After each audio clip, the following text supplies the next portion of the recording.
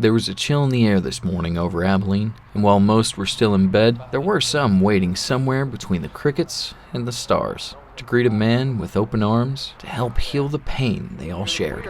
I'm not prepared for all this.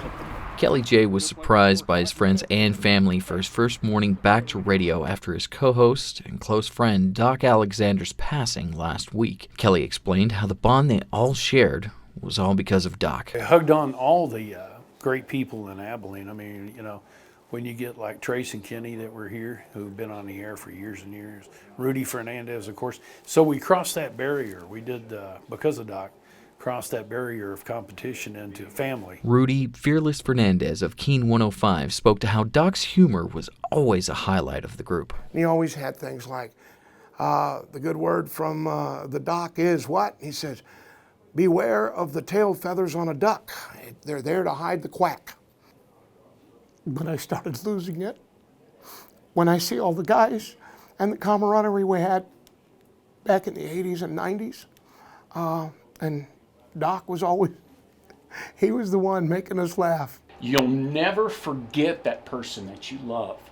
Over half a dozen current and past Abilene radio personalities shared stories and laughs about Doc, and the surprise was made even sweeter when 3 of Doc's sons lent their voice to their father's microphone. Well, and he knew everybody in town too, so you couldn't get away with anything.